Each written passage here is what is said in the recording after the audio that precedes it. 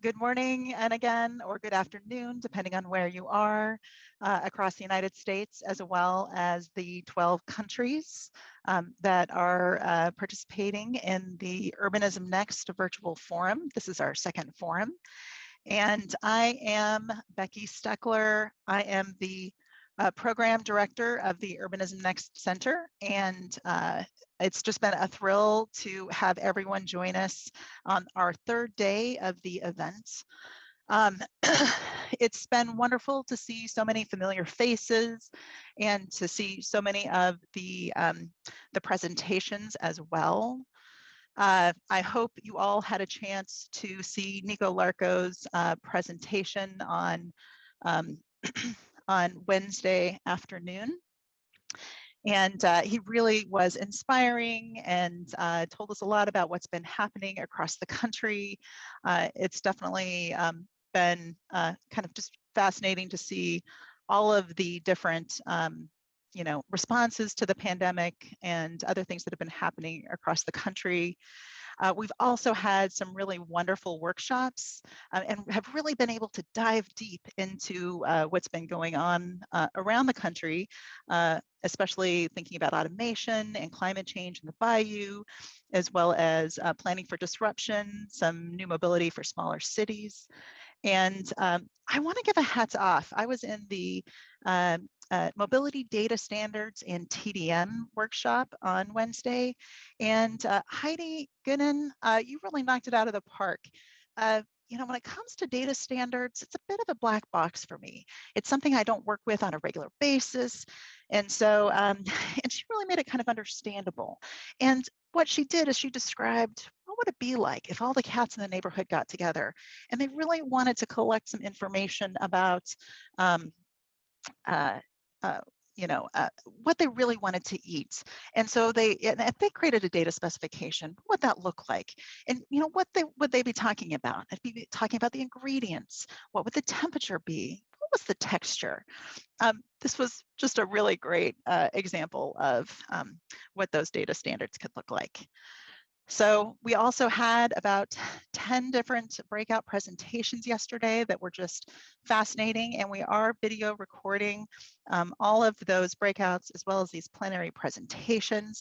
So you'll be able to catch those that you might have missed yesterday. And I have to say, if you missed happy hour, you missed a really good time. I got to hang out with the gang from Uber and some others for Urbanist Trivia. And I have to say, Chris from Uber, you were merciless. He did a really great job. And then finally, the buffet, the caterers really knocked it out of the park. And okay, so maybe you've realized that, and this picture probably gives it away, that these are pictures from past Urbanism Next conferences. And, none of those things really happened this year, except for the cat food and the mobility data standards that did happen in the workshop. And I never realized just how nostalgic that I might get about being in a windowless a conference room. But I really miss so many of the people that I've gotten to know and have developed relationships with that I really count as my friends at these events and other events as well. I'm really looking forward to getting back together with all of you. And so with that, I'm thrilled to announce we're planning for the next, and I guess it'll be the 5th annual event for us, the Urbanism Next conference in Portland, April 18th through 20th in 2022. So I'm hoping you can plan now to join us. On Wednesday, one of the things that Nico said was that, doing the same thing when everything is changing is really a problem. And, I've never experienced anything, I don't think any of us have really experienced something like the pandemic that has really disrupted all of our lives. And, not only that, but something that's been a theme throughout this event has been the response to police violence and systemic racism. And definitely in my hometown, you know, we've seen a lot about the protests, and a lot of the news and the media has really focused on the violence around those. But I want to focus on the power that people can exert and the things that they can change when they all work together.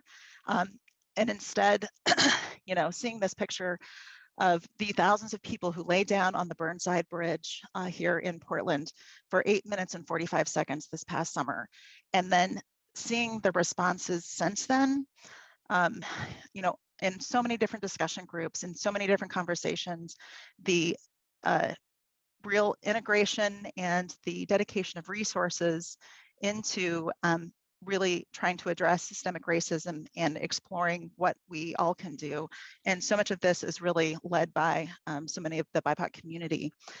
If you had joined us on Wednesday evening, and if you couldn't, then I really recommend you go back and watch the video of Liz Ogbu, because she reminded us so poignantly that, you know, that these are conversations and situations that have developed over a very long period of time, and that so many of our systems are operating exactly as they were designed to do, that the outcomes we have not been an accident, and that you know, in so many systems, you know, we are building on top of this brokenness. And you know, I know so many of the people who are joining us today are part of the design community. They're planners, they're landscape architects, they're architects, you know, urban designers, real estate specialists, and so many more who care about, you know, kind of how mobility shapes the built environment.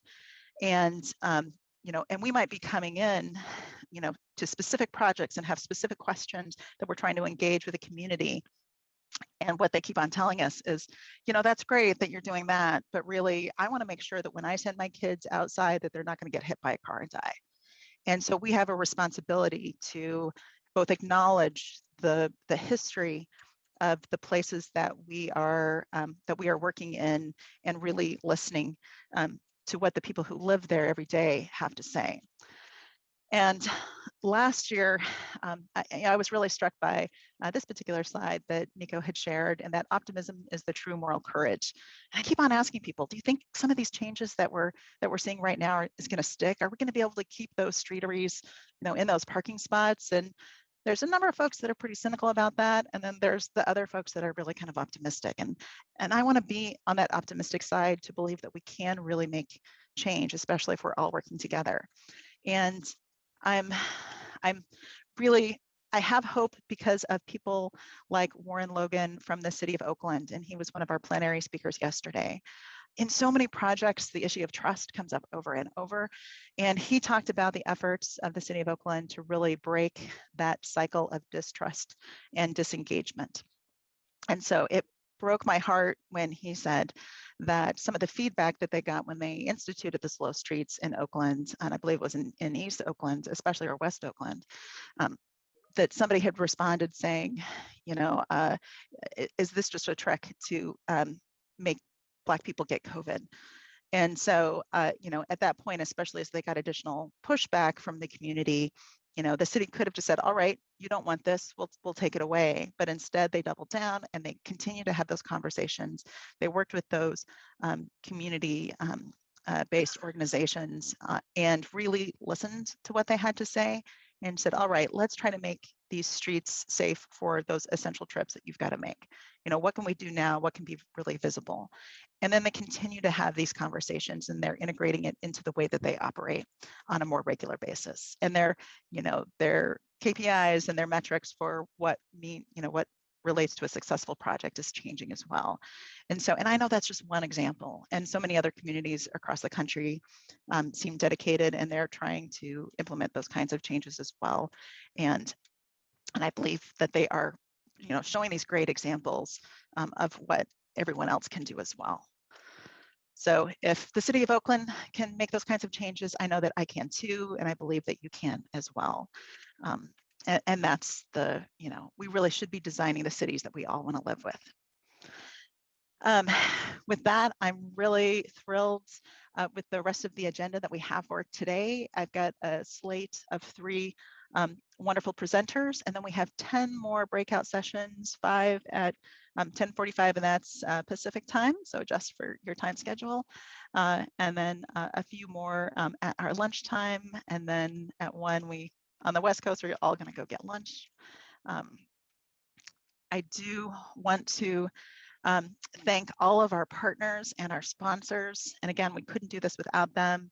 The New Urban Mobility Alliance, NUMO, the American Planning Association, both at the national and the state chapter of Oregon has been really great. The American Society of Landscape Architects in Oregon, the American Institute of Architects at the national and the Oregon chapter, and the Urban Land Institute at the national and the Northwest chapter have been really just wonderful. Thank you to all of those steering committee members, and then also our sponsors. Without you, we could not host the event the way that we have. So Uber, Knight Foundation, Waymo, NUMO, Nelson Nygaard, Translock, AARP, Parametrics, the Oregon Transportation Growth Management Program, ZGF, VIA, Portland Bureau of Transportation, WSP, GEL, Portland General Electric, Echo Northwest, FAIR and Peers, and finally the Urban Decision Group. Thank you all. You all are some of my favorite people.